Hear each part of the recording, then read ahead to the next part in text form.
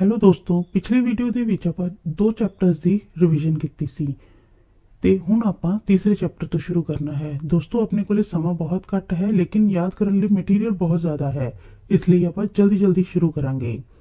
ਤਾਂ ਤੁਹਾਡਾ third chapter ਹੈ thinking out of box, literal thinking. ਇਸ ਦਾ ਫਰਸਟ ਪੁਆਇੰਟ ਹੈ the chapter is an article adapted from internet, ਮਤਲਬ ਇਹ ਇੰਟਰਨੈਟ ਤੋਂ ਲਿਆ ਗਿਆ ਹੈ। Edward de Bono gives his notion of literal thinking. Different kind of thinking is creative thinking. A farmer borrowed a large sum of money from a moneylender. The moneylender was old and ugly. He wanted to marry the farmer's daughter. He suggested a clever plan. He played a pebble game. The girl had to pick one pebble from the bag. If she picked the white pebble, she need not marry the moneylender. If she picked the black pebble, she had to marry the moneylender. Next is, he put two black pebbles in the bag. The girl picked one black pebble and quickly dropped it on the ground. Now only a black pebble was left in the bag. The girl didn't have to marry the moneylender. 16th is, the Thomas was a millionaire. He borrowed a loan of $5,000 from the bank. He gave his Ferrari car as security. He returned the loan after 2 weeks. He paid interest of $15. Gary Packer introduced day-night matches and colorful clothing in cricket. ਦੋਸਤੋ, ਇਸ ਦੇ ਵਿੱਚ ਕੀ ਕਿਹਾ ਗਿਆ ਹੈ ਕਿ ਇੱਕ farmer ਨੇ ਇੱਕ ਮਨੀ ਲੈਂਡਰ, ਮਤਲਬ ਜੋ ਆਦਮੀ ਪੈਸਾ ਵਿਆਜ ਤੇ ਦਿੰਦਾ ਹੈ, ਉਸ ਤੋਂ ਥੋੜਾ ਜਿਹਾ ਪੈਸਾ ਉਧਾਰ ਲਿੱਤਾ ਸੀ। ਮਨੀ ਲੈਂਡਰ ਜੋ ਸੀ ਬਹੁਤ ਹੀ ਬਜ਼ੁਰਗ ਬੰਦਾ ਸੀ, ਤਾਂ ਉਹ ਫਾਰਮਰ ਦੀ ਬੇਟੀ ਨਾਲ ਵਿਆਹ ਕਰਨਾ ਚਾਹੁੰਦਾ ਸੀ। ਉਸਨੇ ਇੱਕ ਸਕੀਮ ਲੜਾਈ। ਉਸਨੇ ਉਸਦੀ ਬੇਟੀ ਨੂੰ ਕਿਹਾ ਕਿ ਉਸਦੇ ਬੈਗ ਦੇ ਵਿੱਚੋਂ ਇੱਕ ਪੈਬਲ ਕੱਢੇ। ਪੈਬਲ ਮੀਨਸ ਇੱਕ ਪੱਥਰ ਕੱਢੇ। ਅਗਰ ਉਸਨੇ ਵਾਈਟ ਪੱਥਰ ਨਿਕਾਲਿਆ ਤਾਂ ਉਸਨੂੰ ਸ਼ਾਦੀ ਨਹੀਂ ਕਰਨੀ ਪਊਗੀ, ਅਗਰ ਬਲੈਕ ਪੈਬਲ ਨਿਕਾਲਿਆ ਫਿਰ ਉਸਨੂੰ ਸ਼ਾਦੀ ਕਰਨੀ ਪਊਗੀ। ਲੇਕਿਨ ਉਸਨੇ ਸਕੀਮ ਕੀ ਲੜਾਈ, ਉਸਨੇ ਬੈਗ ਦੇ ਵਿੱਚ ਰੱਖੇ ਹੀ ਦੋਨੋਂ ਕਾਲੇ ਰੰਗ ਦੇ ਪੈਬਲ। ਤਾਂ ਲੜਕੀ ਨੇ ਪਹਿਲਾਂ ਜੋ ਪੈਬਲ ਨਿਕਾਲਿਆ, ਓਬਵੀਅਸਲੀ ਉਹ ਕਾਲੇ ਰੰਗ ਦਾ ਹੀ ਨਿਕਲਣਾ ਸੀ, ਲੇਕਿਨ ਉਸਨੇ ਛੇਤੀ ਉਸਨੂੰ ਜ਼ਮੀਨ ਤੇ ਗਿਰਾਤਾ। ਉਸ ਤੋਂ ਬਾਅਦ ਬੈਗ ਦੇ ਵਿੱਚ ਇੱਕੋ ਹੀ ਕਾਲਾ ਪੱਥਰ ਰਹਿ ਗਿਆ ਸੀ ਤੇ ਲੜਕੀ ਜੋ ਸੀ ਉਹ ਮਨੀ ਲੈਂਡਰ ਨਾਲ ਵਿਆਹ ਨਹੀਂ ਕਰਨਾ ਚਾਹੁੰਦੀ ਸੀ। ਤਾਂ ਉਸਨੂੰ ਕੀ ਮਿਲਿਆ, ਇੱਕ ਇਨਸਾਨ ਮਿਲਿਆ। ਥਾਮਸ ਮਿਲੀਨੀਅਰ ਸੀ। ਉਸਨੇ $5,000 ਦਾ ਬੈਂਕ ਤੋਂ ਲੋਨ ਲਿੱਤਾ ਹੋਇਆ ਸੀ ਤੇ ਐਜ਼ ਅ ਸਿਕਿਉਰਿਟੀ ਉਸਨੇ ਆਪਣੀ ਫਰਾਰੀ ਕਾਰ ਰੱਖੀ ਹੋਈ ਸੀ। ਉਸਨੇ 2 ਹਫ਼ਤੇ ਦੇ ਅੰਦਰ ਲੋਨ ਚੁਕਾਤਾ ਤੇ ਉਸਨੇ $15 ਦਾ ਇੰਟਰਸਟ ਦਿੱਤਾ। Carry packer introduced day night matches and colourful clothing in cricket. ਹੁਣ ਇਸ ਦੇ ਅੱਗੇ ਹੈ question answers. What was the proposal given to the poor farmer by the moneylender? The poor farmer had taken debt from the moneylender.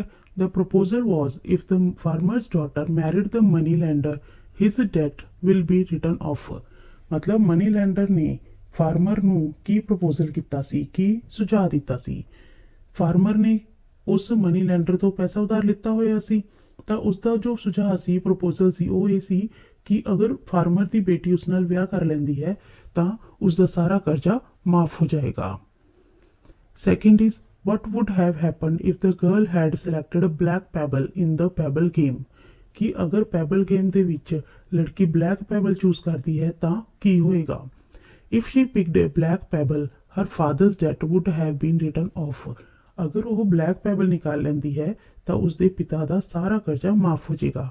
But she had to marry the moneylender, ਲੇਕਿਨ ਉਸਨੂੰ money lander ਨਾਲ ਵਿਆਹ ਕਰਨਾ ਪਏਗਾ। How did the girl intelligently win? ਮਤਲਬ ਉਸਨੇ ਆਪਣੀ ਸਮਝ ਨਾਲ ਜਿੱਤ ਕਿਵੇਂ ਹਾਸਲ ਕੀਤੀ। The girl picked the stone, trickled through the pebble strewn path. ਮਤਲਬ ਉਸਨੇ ਚਲਾਕੀ ਦੇ ਨਾਲ ਪਹਿਲੇ ਪੱਥਰ ਕੱਢਿਆ ਲੇਕਿਨ ਉਸਨੂੰ ਨੀਚੇ ਗੇਰਤਾ। The left pebble in the money bag was of black color. ਲੇਕਿਨ ਜੋ ਉਸਦੇ ਵਿੱਚ ਰਹਿ ਗਿਆ ਸੀ ਬੈਗ ਦੇ ਵਿੱਚ ਉਹ ਵੀ ਬਲੈਕ ਕਲਰ ਦਾ ਸੀ। So it saved the girl from getting married to the money lender. ਤਾਂ ਉਹ ਕੀ ਹੋਇਆ, ਜਿਹਦੇ ਕਰਕੇ ਉਹ ਮਨੀ ਲੈਂਡਰ ਨਾਲ ਵਿਆਹ ਕਰਨ ਤੋਂ ਬਚ ਗਈ, ਬਟ ਉਸਦੇ ਫਾਦਰ ਦਾ ਜੋ ਕਰਜ਼ਾ ਸੀ ਉਹ ਵੀ ਉਤਰ ਗਿਆ। What do you understand by the term literal thinking? Lateral thinking ਜੋ ਵਰਡ ਦਿੱਤੇ ਗਏ ਹੈ ਉਸ ਤੋਂ ਤੁਸੀਂ ਕੀ ਸਮਝਦੇ ਹੋ? The lateral thinking is a non-linear and creative thinking and it also means thinking differently। मतलब इसका है कि कुछ अलग सोचना, कुछ अलग तरीके नाल सोचना, जो आप नॉर्मली सोचते हो उस तो थोड़ा अलग सोचना। Next was what was the millionaire's trick in borrowing the loan? It helped the millionaire to park his Ferrari in bank's garage। मतलब millionaire ने की किया, ਆਪਣੀ ਗੱਡੀ ਜੋ ਸੀ ਉਹ ਬੈਂਕ ਦੀ ਗਰਾਜ ਵਿੱਚ ਖੜੀ ਕਰਤੀ, ਫਰਾਰੀ ਗੱਡੀ। The interest of that loan was $15 only. ਤਾਂ ਉਸਦੀ ਜੋ ਲੋਨ ਲਿੱਤਾ ਸੀ ਉਸਦਾ ਜੋ ਇੰਟਰਸਟ ਸੀ ਉਹ ਸਿਰਫ $15 ਸੀ। So he was able to manage safe parking in the middle of New York at a very cheap cost. ਗੱਡੀ ਬਹੁਤ ਮਹਿੰਗੀ ਸੀ ਲੇਕਿਨ ਪਾਰਕਿੰਗ ਬਹੁਤ ਜ਼ਿਆਦਾ ਮੰਗ ਰਹੇ ਸੀ ਹਰ ਥਾਂ 'ਤੇ। ਤਾਂ ਉਸਨੇ ਕੀ ਕੀਤਾ, ਲੋਨ ਲਿੱਤਾ ਤਾਂ ਬੈਂਕ 'ਚ ਗੱਡੀ ਖੜੀ ਕਰਤੀ। ਤਾਂ ਉਸਦਾ ਰੈਂਟ ਮਿਲਿਆ, ਉਸਨੂੰ ਰੈਂਟ ਜਿਹੜਾ ਦੇਣਾ ਪਿਆ ਸਿਰਫ $15 ਦਾ ਦੇਣਾ ਪਿਆ, ਜਿਹਦੇ ਕਰਕੇ ਇੰਨੇ ਵੱਡੇ ਨਿਊਯਾਰਕ ਵਰਗੇ ਵੱਡੇ ਸ਼ਹਿਰ ਦੇ ਵਿੱਚ ਗੱਡੀ ਖੜੀ ਕਰਨ ਦਾ ਜੋ ਖਰਚਾ ਸੀ ਉਹ ਉਸਦਾ ਬਚ ਗਿਆ। ਸਿਰਫ ਉਸਨੂੰ $15 ਹੀ ਦੇਣੇ ਪਏ। ਦੋਸਤੋ ਤੁਹਾਡਾ ਨੈਕਸਟ ਚੈਪਟਰ ਹੈ the robot and people. Isaac Asimov is the author of the chapter। The robot is a mechanical device। Robots are useless in imaginative and creative jobs। Some jobs are dangerous for human beings। Working in mines and with chemicals and explosives are dangerous jobs। Robots can be used for dangerous jobs। With every invention, some jobs are lost। The invention of automobiles led to the loss of jobs involving horses, but new kind of jobs like tire manufacturing, garage repairing jobs, oil well drilling, etc. were also created। The factory where cars are made is also called an automobile factory। In future, children should be educated using computers and robots। Computers are very good at solving mathematical problems, but human brain is more creative and imaginative। ਇਸ ਦੇ ਵਿੱਚ robots ਤੇ ਜੋ ਇਨਸਾਨ ਹੈ ਉਹਨਾਂ ਦਾ comparison ਕੀਤਾ ਗਿਆ ਹੈ। ਰਾਈਟਰ ਹੈ ਇਸਾਕ ਐਸੀਮੋਵ ਤੇ ਇਸ ਦੇ ਵਿੱਚ ਜੋ ਰੋਬੋਟ ਹੈ ਉਹ ਇੱਕ ਮਕੈਨੀਕਲ ਡਿਵਾਈਸ ਹੈ। ਜੋ ਰੋਬੋਟਸ ਹੈ ਉਹਨਾਂ ਦੀ ਇਮੈਜੀਨੇਟਿਵ ਤੇ ਕ੍ਰੀਏਟਿਵ ਜੌਬ ਕਰਨ ਲਈ ਵਰਤਿਆ ਜਾਂਦਾ ਹੈ। ਲੇਕਿਨ ਕਿਉਂਕਿ ਕੁਛ ਜੌਬਸ ਜੋ ਹੁੰਦੀਆਂ ਉਹ ਇਨਸਾਨਾਂ ਲਈ ਬਹੁਤ ਖਤਰਨਾਕ ਹੁੰਦੀਆਂ ਜਿਨ੍ਹਾਂ ਨੂੰ ਆਪਾਂ ਰੋਬੋਟਸ ਦੇ ਥਰੂ ਕਰਵਾ ਸਕਦੇ ਹਾਂ, ਜਿਵੇਂ ਮਾਈਨਸ ਦੇ ਵਿੱਚ ਕੰਮ ਕਰਨਾ, ਕੈਮੀਕਲਸ ਵਗੈਰਾ ਨਾਲ ਕੰਮ ਕਰਨਾ। ਲੇਕਿਨ ਰੋਬੋਟਸ ਜੋ ਹੈ ਉਹ ਉਹਨਾਂ ਕੰਮਾਂ ਨੂੰ, ਉਹਨਾਂ ਜੌਬਸ ਨੂੰ ਬਹੁਤ ਈਜ਼ੀਲੀ ਕਰ ਸਕਦੇ ਹੈ। ਰੋਬੋਟਸ ਦੇ ਨਾਲ ਕੀ ਹੋਇਆ, ਕਾਫੀ ਸਾਰੀਆਂ ਇਹੋ ਜਿਹੀਆਂ ਨੌਕਰੀਆਂ ਵੀ ਸੀ ਜਿਹੜੀਆਂ ਖਤਮ ਹੋ ਗਈਆਂ। ਕਿਉਂ? ਉਹ ਕੰਮ ਜਿਹੜੇ ਸੀ ਉਹ ਰੋਬੋਟਸ ਕਰਨ ਲੱਗ ਗਏ ਤਾਂ ਇਨਸਾਨਾਂ ਤੋਂ ਉਹ ਨੌਕਰੀਆਂ ਲੈ ਲਈਆਂ ਗਈਆਂ। ਲੇਕਿਨ ਬਹੁਤ ਸਾਰੇ ਇਹੋ ਜਿਹੇ ਕੰਮ ਸੀ ਜਿਹੜੇ ਨਵੇਂ ਸ਼ੁਰੂ ਹੋਏ, ਜਿਵੇਂ ਟਾਇਰ ਮੈਨੂਫੈਕਚਰ ਕਰਨਾ, ਗਰਾਜ ਦਾ ਕੰਮ, ਰਿਪੇਅਰਿੰਗ ਦਾ ਕੰਮ, ਠੀਕ ਹੈ, ਆਟੋਮੋਬਾਈਲ ਫੈਕਟਰੀਜ਼ ਵੀ ਸ਼ੁਰੂ ਹੋਈਆਂ। ਤਾਂ ਇਨ ਫਿਊਚਰ ਆਪਾਂ ਨੂੰ ਆਪਣੇ ਬੱਚਿਆਂ ਨੂੰ ਕੰਪਿਊਟਰਸ ਅਤੇ ਰੋਬੋਟਸ ਦੀ ਹੈਲਪ ਨਾਲ ਐਜੂਕੇਟ ਕਰਨਾ ਚਾਹੀਦਾ ਹੈ। ਜੋ ਕੰਪਿਊਟਰਸ ਹੈ ਉਹ ਮੈਥਮੈਟੀਕਲ ਪ੍ਰੋਬਲਮਸ ਨੂੰ ਬਹੁਤ ਈਜ਼ੀਲੀ ਸੋਲਵ ਕਰ ਦਿੰਦੇ ਹੈ। ਲੇਕਿਨ ਠੀਕ ਹੈ, ਕੰਪੈਰੀਜ਼ਨ ਬਹੁਤ ਵਧੀਆ ਹੈ ਰੋਬੋਟਸ ਅਤੇ ਪੀਪਲ ਦਾ। ਲੇਕਿਨ ਰੋਬੋਟਸ ਜੋ ਹੈ ਉਹ ਸਿਰਫ ਕੰਮ ਕਰਨ ਲਈ ਵਰਤੇ ਜਾ ਸਕਦੇ ਹੈ। ਇਨਸਾਨਾਂ ਦਾ ਜੋ ਦਿਮਾਗ ਹੈ ਉਹ ਬਹੁਤ ਜ਼ਿਆਦਾ ਕ੍ਰੀਏਟਿਵ ਹੁੰਦਾ ਅਤੇ ਇਮੈਜੀਨੇਟਿਵ ਹੁੰਦਾ। ਜੋ ਇਨਸਾਨ ਦਾ ਦਿਮਾਗ ਕਰ ਸਕਦਾ ਉਹ ਰੋਬੋਟਸ ਨਹੀਂ ਕਰ ਸਕਦੇ। Next are questions. what led to the loss of jobs with invention of automobiles। मतलब automobiles ਦੀ invention ਤੋਂ ਬਾਅਦ ਨੌਕਰੀਆਂ ਕਿਵੇਂ ਖਤਮ ਹੋਣ ਲੱਗੀਆਂ। automobiles were made traveling easy, so the job related to the earlier mode of transport had a loss of jobs। it includes jobs related to horses, carts, leash, etc। मतलब automobiles ਦੇ ਨਾਲ travel ਕਰਨਾ ਬਹੁਤ ਆਸਾਨ ਹੋ ਗਿਆ, ਜਿਹਦੇ ਕਰਕੇ traveling ਨਾਲ, transport ਨਾਲ related ਜੋ jobs ਸੀ ਉਹ ਖਤਮ ਹੋਣ ਲੱਗ ਗਈਆਂ। ਉਹਨਾਂ ਜੌਬਸ ਵਿੱਚ ਕਿਹੜੀਆਂ ਸੀ, ਜਿਵੇਂ ਘੁੜਸਵਾਰੀ ਹੋ ਗਿਆ, ਛਕੜਾ ਗੱਡੀ ਹੁੰਦੀ ਹੈ ਜਿਹੜੀ, ਮਤਲਬ ਘੋੜਾ ਗੱਡੀ ਹੁੰਦੀ ਹੈ, ਉਹ ਖਤਮ ਹੋ ਗਈ। ਲੋਕੀ ਗੱਡੀਆਂ, ਸਾਈਕਲਾਂ, ਸਕੂਟਰਾਂ 'ਤੇ ਹੀ ਟਰੈਵਲ ਕਰਨ ਲੱਗ ਗਏ। How is the automobile industry a boon for employment. Automobile ਦੀ ਜੋ ਇੰਡਸਟਰੀ ਹੈ, ਜੋ ਫੈਕਟਰੀ ਹੈ ਗੱਡੀਆਂ ਬਣਾਉਣ ਦੀ, ਜਾਂ ਫਿਰ ਮਤਲਬ ਇੱਕ ਤਰ੍ਹਾਂ ਦੇ ਵਹੀਕਲ ਬਣਾਉਣ ਦੀ, ਵਾਹਨ ਬਣਾਉਣ ਦੀ ਜੋ ਗੱਡੀ ਹੈ, ਉਹ ਇੰਪਲੋਈਜ਼ ਲਈ ਬੂਨ ਮਤਲਬ ਆਸ਼ੀਰਵਾਦ ਕਿਵੇਂ ਬਣੀ। It proved a boon because the job it created were more then it destroyed. ਮਤਲਬ ਇਹ ਇੱਕ ਆਸ਼ੀਰਵਾਦ, ਇੱਕ ਬਹੁਤ ਵਧੀਆ ਚੀਜ਼ ਕਿਉਂਕਿ ਬਣੀ ਕਿ ਇਹਦੇ ਕਰਕੇ ਉਨੀਆਂ ਜੌਬਸ ਕ੍ਰੀਏਟ ਹੋਈਆਂ ਜਿੰਨੀਆਂ ਕਿ ਡਿਸਟਰੋਏ ਨਹੀਂ ਹੋਈਆਂ ਸੀ। ਡਿਸਟਰੋਏ ਅਗਰ ਹੋਈਆਂ ਸੀ 4 ਤਾਂ ਬਣੀਆਂ 8। There were jobs related to manufacturing, repairs, oil dwelling, etc. Means jobs ਜਿਹੜੀਆਂ ਬਣੀਆਂ ਸੀ ਉਹ ਰਿਪੇਅਰ ਦੀਆਂ, ਗਰਾਜ ਦੀਆਂ, ਇਹ ਸਾਰੀਆਂ ਜੌਬਸ, ਕਿਉਂਕਿ ਰੋਬੋਟਸ ਤਾਂ ਉਹ ਕੰਮ ਕਰ ਹੀ ਨਹੀਂ ਸਕਦੇ ਸੀ, ਕਿਸੇ ਚੀਜ਼ ਨੂੰ ਰਿਪੇਅਰ ਕਰਨਾ, ਕਿਸੇ ਚੀਜ਼ ਨੂੰ ਮੈਨੂਫੈਕਚਰ ਕਰਨਾ। How can we deal with the transition period. ਆਪਾਂ ਟ੍ਰਾਂਜੀਸ਼ਨ ਪੀਰੀਅਡ ਨਾਲ ਕਿਵੇਂ ਡੀਲ ਕਰ ਸਕਦੇ ਹਾਂ। We can deal with transition period only with patience and intelligence. ਮਤਲਬ ਜਦੋਂ ਇੱਕ ਚੀਜ਼ ਤੋਂ ਦੂਸਰੀ ਚੀਜ਼ 'ਚ ਟ੍ਰਾਂਜੀਸ਼ਨ ਹੁੰਦਾ ਹੈ, ਮੂਵ ਔਨ ਮਤਲਬ ਬਦਲਾਅ ਹੁੰਦਾ ਹੈ, ਕਿਵੇਂ ਡੀਲ ਕਰੀਏ, ਤਾਂ ਆਪਾਂ ਨੂੰ ਉਸ ਚੀਜ਼ ਨਾਲ ਬਿਲਕੁਲ ਹੀ ਪੇਸ਼ੈਂਸ ਨਾਲ ਤੇ ਇੰਟੈਲੀਜੈਂਸ ਨਾਲ ਡੀਲ ਕਰਨਾ ਚਾਹੀਦਾ ਹੈ। What is the prime difference between robot ਤੇ ਹਿਊਮਨ ਬ੍ਰੇਨ। ਹਿਊਮਨ ਬ੍ਰੇਨ ਤੇ ਰੋਬੋਟ ਦੇ ਵਿੱਚ ਸਭ ਤੋਂ ਵੱਡਾ ਅੰਤਰ ਕੀ ਹੈ। ਜੋ ਰੋਬੋਟ ਹੈ ਉਹ ਸਿਰਫ ਇੰਸਟਰਕਸ਼ਨਸ 'ਤੇ ਹੀ ਕੰਮ ਕਰਦਾ ਹੈ, ਤੁਸੀਂ ਉਸਨੂੰ ਜੋ ਸਿਖਾ ਦੋਗੇ ਉਹ ਉਸ ਬੇਸ 'ਤੇ ਹੀ ਕੰਮ ਕਰੇਗਾ। ਤਾਂ ਇਨਸਾਨ ਜੋ ਹੈ ਕੰਪਿਊਟਰਸ ਦੇ ਵਿੱਚ ਪ੍ਰੋਗਰਾਮਸ ਨੂੰ ਫੀਡ ਕਰਦੇ ਹੈ, ਰੋਬੋਟਸ ਉਹਨਾਂ ਪ੍ਰੋਗਰਾਮਸ ਨੂੰ ਫੋਲੋ ਕਰਦੇ ਹੈ। ਲੇਕਿਨ ਜੋ ਇਨਸਾਨੀ ਦਿਮਾਗ ਹੁੰਦਾ ਬਹੁਤ ਜ਼ਿਆਦਾ ਕ੍ਰੀਏਟਿਵ, ਇਮੈਜੀਨੇਟਿਵ ਤੇ ਲਿਮਿਟਲੈਸ ਹੁੰਦਾ ਹੈ, ਉਸਦੀ ਸੋਚ ਸ਼ਕਤੀ ਬਿਲਕੁਲ ਪਾਰ ਹੁੰਦੀ ਹੈ। ਨੈਕਸਟ ਹੈ on giving advice. The author of the lesson is Joseph Addison. People do not like receiving advice. They think that they are being treated like children or idiots. Different writers' methods of giving advice are with best chosen words, poetry, wit, short stories, proverbs, and fables. According to the writer, fable is the best method of advising. The message of the fable is moral. Sultan Muhammad was the Persian emperor.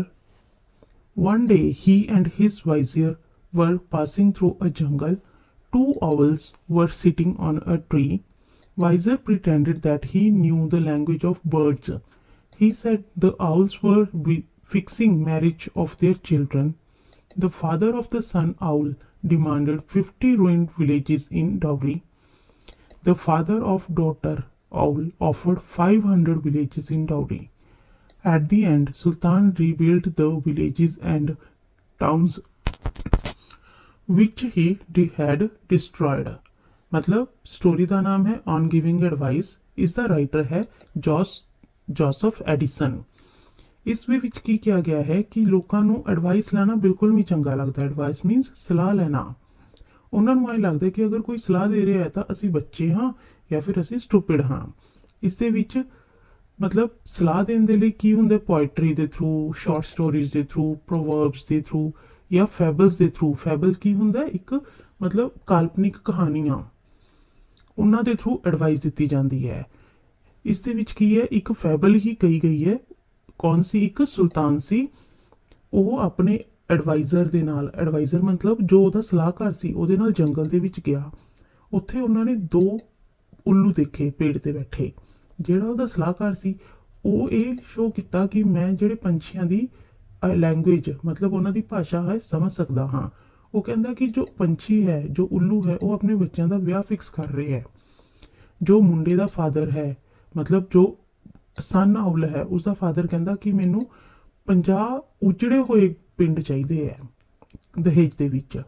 ਲੇਕਿਨ ਜੋ daughter owl ਦਾ father ਹੈ ਉਹ ਕਹਿੰਦਾ ਕਿ ਮੈਂ ਤੈਨੂੰ 500 ਉਜੜੇ ਹੋਏ ਪਿੰਡ ਦਊਂਗਾ। ਤਾਂ ਸਟੋਰੀ ਦੇ ਐਂਡ ਦੇ ਵਿੱਚ ਸੁਲਤਾਨ ਨੇ ਕੀ ਕੀਤਾ, ਜੋ ਵੀ ਗਾਂਵ ਉਸਨੇ ਡਿਸਟਰੋਏ ਕੀਤੇ ਸੀ ਉਹ ਸਾਰੇ ਵਿਲੇजेस ਨੂੰ ਉਸਨੇ ਦੁਬਾਰਾ ਬਣਾਤਾ। ਨਾਓ ਕੁਐਸਚਨ ਆਂਸਰ ਹੈ, ਪਹਿਲਾ ਹੈ why does one feel reluctant to receive advice। मतलब हर एक इंसान सलाह ਨੂੰ रिसीव करते हुए बड़ा अजीब सा क्यों महसूस करता है। One doesn't like to receive advice because one feels that the other person treats you as a child or an idiot। मतलब ਉਹਨਾਂ ਨੂੰ ਐਂ ਲੱਗਦਾ ਕਿ ਅਗਰ ਕੋਈ ਸਾਨੂੰ ਸਲਾਹ ਦੇ ਰਿਹਾ ਜਾਂ ਅਸੀਂ ਕਿਸੇ ਤੋਂ ਸਲਾਹ ਮੰਗ ਰਹੇ ਹਾਂ ਤਾਂ ਇਹਦਾ ਮਤਲਬ ਸਾਹਮਣੇ ਵਾਲਾ ਇਨਸਾਨ ਸਾਨੂੰ ਜਾਂ ਤਾਂ ਬੱਚਾ ਸਮਝੂਗਾ ਜਾਂ ਫਿਰ stupid ਸਮਝੂਗਾ, ਬੇਵਕੂਫ ਸਮਝੂਗਾ। How was the fable is best suited amongst various ways of instruction। मतलब ਕਾਲਪਨਿਕ ਕਹਾਣੀਆਂ ਫੈਬਲਸ ਨੂੰ ਇੱਕ ਬਹੁਤ ਵਧੀਆ ਤਰੀਕੇ ਦਾ ਸਲਾਹ ਦੇਣ ਵਾਲੀ ਚੀਜ਼ ਕਿਵੇਂ ਸਮਝਿਆ ਗਿਆ ਹੈ। A fable is a story with a moral। मतलब जो फैबल ਹੁੰਦੀ ਹੈ ਉਹ ਇੱਕ ਕਹਾਣੀ ਹੀ ਹੁੰਦੀ ਹੈ ਲੇਕਿਨ ਉਸ ਕਹਾਣੀ ਤੋਂ ਸਾਨੂੰ सीख ਮਿਲਦੀ ਹੈ। Moral of the story makes us think about our actions. ਮਤਲਬ ਜੋ ਉਸਦੀ ਕਹਾਣੀ ਦਾ ਮੋਰਲ ਹੁੰਦਾ ਉਹ ਆਪਾਂ ਨੂੰ ਸੋਚਣ ਲਈ ਮਜਬੂਰ ਕਰਦਾ ਹੈ ਕਿ ਅਸੀਂ ਕੀ ਕੀਤਾ ਹੈ। So here no direct advice is there. ਤਾਂ ਮਤਲਬ ਜਿਹਦੇ ਕਰਕੇ ਲੋਕਾਂ ਨੂੰ ਇਨਸਲਟ ਫੀਲ ਹੁੰਦੀ ਹੈ ਆਪਾਂ ਡਾਇਰੈਕਟ ਸਲਾਹ ਦੇ ਦਿੰਦੇ ਹਾਂ ਉਹ ਇਹਨਾਂ ਵਿੱਚ ਨਹੀਂ ਹੁੰਦੀ। And we have to understand the moral ourselves. ਤਾਂ ਉਸ ਕਹਾਣੀ ਦੇ ਥਰੂ ਜੋ ਮੋਰਲ ਹੁੰਦੀ ਹੈ ਜੋ ਸਿੱਖਿਆ ਆਪਾਂ ਨੂੰ ਮਿਲਦੀ ਹੈ ਉਹ ਆਪਾਂ ਨੂੰ ਖੁਦ ਨੂੰ ਸਮਝਣੀ ਪੈਂਦੀ ਹੈ। Why was Muhammad want to know about the conversation of the owls। ਮਤਲਬ ਉਲੂਆਂ ਦੀ ਜੋ ਕਨਵਰਸੇਸ਼ਨ ਉਹਨਾਂ ਦੀ ਜੋ ਬਾਤਚੀਤ ਚੱਲ ਰਹੀ ਸੀ ਉਹਨਾਂ ਨੂੰ ਰਾਜਾ ਕਿਉਂ ਸਮਝਣਾ ਚਾਹੁੰਦਾ ਸੀ। he wanted to check whether the vizier really knew the language of the birds। ਉਹ ਜਾਣਨਾ ਚਾਹੁੰਦਾ ਸੀ ਕਿ ਜੋ ਉਸਦਾ ਸਲਾਹਕਾਰ ਹੈ ਉਹ ਸੱਚੀ ਪੰਛੀਆਂ ਦੀ ਭਾਸ਼ਾ ਸਮਝ ਸਕਦਾ ਉਹਨਾਂ ਦੀ ਲੈਂਗੁਏਜ ਸਮਝ ਸਕਦਾ।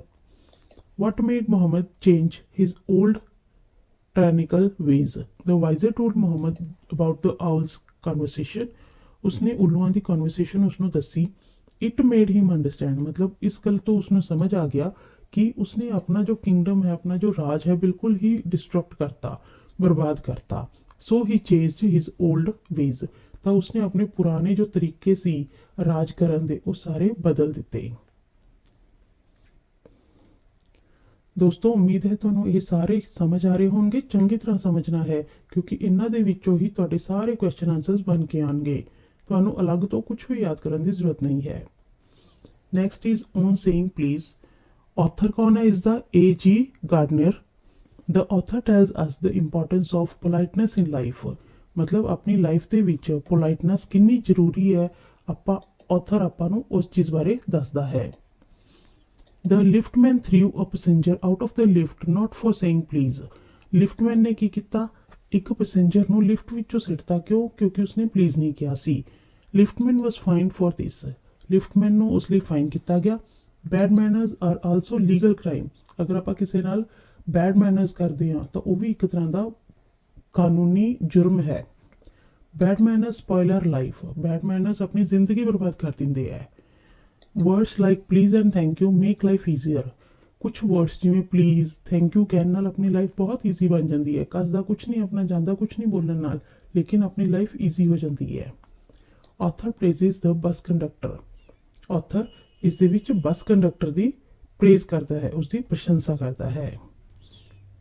And the question answer are why was the passenger hurled out of the lift. ਮਤਲਬ ਪੈਸੇਂਜਰ ਨੂੰ ਲਿਫਟ ਦੇ ਵਿੱਚੋਂ ਬਾਹਰ ਕਿਉਂ ਸਿੱਟ ਦਿੱਤਾ ਗਿਆ ਸੀ। The passenger didn't say please to the liftman. Liftman ਨੂੰ ਪੈਸੇਂਜਰ ਨੇ ਪਲੀਜ਼ ਨਹੀਂ ਕਿਹਾ ਸੀ ਜਿਹਦੇ ਕਰਕੇ ਉਸਨੂੰ ਬਾਹਰ ਸਿੱਟ ਦਿੱਤਾ ਗਿਆ। Describe the chain reaction that possibly led to the liftman outburst. ਮਤਲਬ ਜੋ ਲਿਫਟਮੈਨ ਦਾ ਗੁੱਸਾ ਭੜਕਿਆ ਸੀ ਉਸ ਦਾ ਕੀ ਰਿਐਕਸ਼ਨ ਹੋਇਆ। The liftman threw the passenger out of the lift.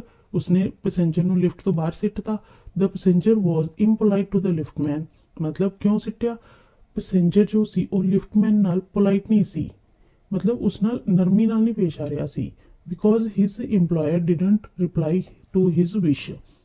क्योंकि उसके खुद के मालिक ने उसकी जो विश की सी उसका रिप्लाई नहीं दिता सी। The employer was angry because his wife was rude to him at breakfast. तो इंप्लॉयर क्यों गुस्से विच सी? क्योंकि उसकी वाइफ ने सुबह ब्रैकफास्ट के वेले उस नाल अच्छा व्यवहार नहीं किया। So in this way it was a long chain of disgust that prompted reaction। ਤਾਂ ਇਸ ਤਰੀਕੇ ਨਾਲ ਇੱਕ ਲੰਬੀ ਚੇਨ ਬਣਦੀ ਆ ਰਹੀ ਸੀ ਜਿਹਦਾ ਅਸਰ ਪੈਸੇਂਜਰ ਦੇ ਉੱਪਰ ਪਿਆ ਤੇ ਲਿਫਟਮੈਨ ਦਾ ਰਿਐਕਸ਼ਨ ਨਿਕਲਿਆ। what serves the as little courtesies in our life। ਮਤਲਬ ਜੋ ਛੋਟੀ ਛੋਟੀਆਂ ਗੱਲਾਂ ਹੁੰਦੀਆਂ ਉਹ ਆਪਣੀ ਲਾਈਫ ਲਈ ਕਿਵੇਂ ਹੁੰਦੀਆਂ ਲਾਈਕ ਜਿਵੇਂ ਪਲੀਜ਼ ਕਹਿਣਾ ਥੈਂਕ ਯੂ ਕਹਿਣਾ ਇਹ ਸਾਰੇ ਵਰਡਸ ਜੋ ਹੈ ਉਹ ਆਪਣੀ ਲਾਈਫ ਦੇ ਵਿੱਚ ਬਹੁਤ ਮਾਇਨੇ ਰੱਖਦੇ ਹੈ। what were the good qualities of the conductor। Conductor ਦੀਆਂ ਅੱਛੀਆਂ ਗੱਲਾਂ ਕੀ ਸੀ ਉਹਦੇ ਕੁਆਲਿਟੀਜ਼ ਕੀ ਸੀ। ਸਭ ਤੋਂ ਪਹਿਲੀ ਚੀਜ਼ ਤਾਂ ਪੋਲਾਈਟ ਸੀ ਬਹੁਤ ਜ਼ਿਆਦਾ ਹੈਲਪਫੁਲ ਸੀ। ਉਹ ਬਜ਼ੁਰਗਾਂ ਦੇ ਲਈ ਬਹੁਤ ਰਿਸਪੈਕਟ ਕਰਦਾ ਸੀ ਤੇ ਜਿਹੜੇ ਯੰਗ ਬੰਦੇ ਸੀ ਉਹਨਾਂ ਲਈ ਬਹੁਤ ਜ਼ਿਆਦਾ ਫਰੈਂਡਲੀ ਸੀ। ਬੱਚਿਆਂ ਨੂੰ ਬਹੁਤ ਪਿਆਰ ਕਰਦਾ ਸੀ ਤੇ ਜੋ ਹੈਂਡੀਕੈਪ ਸੀ ਅਪਾਹਿਜ ਲੋਕ ਸੀ ਉਹਨਾਂ ਦੀ ਬਹੁਤ ਜ਼ਿਆਦਾ ਕੇਅਰ ਕਰਨ ਵਾਲਾ ਸੀ। How could the liftman have avoided the trouble. ਮਤਲਬ ਲਿਫਟਮੈਨ ਜੋ ਸੀ ਇਹ ਸਾਰੀ ਪ੍ਰੋਬਲਮਸ ਨੂੰ ਕਿਵੇਂ ਦੂਰ ਕਰ ਸਕਦਾ ਸੀ। ਉਸਨੇ ਕੁਝ ਨਹੀਂ ਕਰਨਾ ਸੀ ਜਸਟ ਪੈਸੇਂਜਰ ਨਾਲ ਅਗਰ ਪੈਸੇਂਜਰ ਉਸ ਨਾਲ ਪੋਲਾਈਟਲੀ ਪੇਸ਼ ਆਂਦਾ ਤਾਂ ਉਹ ਸਾਰੀਆਂ ਮਤਲਬ ਆਪਣੇ ਪ੍ਰੋਬਲਮਸ ਨੂੰ ਅਵੋਇਡ ਕਰ ਸਕਦਾ ਸੀ, ਆਪਣੇ ਟਰਬਲਸ ਨੂੰ, ਆਪਣੀ ਪ੍ਰੋਬਲਮ ਨੂੰ ਅਵੋਇਡ ਕਰ ਸਕਦਾ ਸੀ। ਦੋਸਤੋ, ਉਮੀਦ ਹੈ ਤੁਹਾਨੂੰ ਇਹ ਵੀਡੀਓ ਚੰਗੀ ਲੱਗੀ ਹੋਵੇਗੀ। ਤਾਂ ਜੇਕਰ ਵੀਡੀਓ ਵਿੱਚ ਸਮਝ ਆਇਆ ਤੁਹਾਨੂੰ ਤਾਂ ਇਹ ਵੀਡੀਓ ਆਪਣੇ ਫਰੈਂਡਸ ਨਾਲ ਸ਼ੇਅਰ ਜ਼ਰੂਰ ਕਰਨਾ ਤੇ ਲਾਈਕ ਕਰਨਾ। ਅਗਲੀ ਵੀਡੀਓ ਦੇ ਵਿੱਚ ਆਪਾਂ ਇਹਨਾਂ ਲੈਸਨਸ ਦੇ ਥੀਮਸ ਤੇ ਕੈਰੈਕਟਰ ਸਕੈਚ ਬਾਰੇ ਸਟੱਡੀ ਕਰਾਂਗੇ।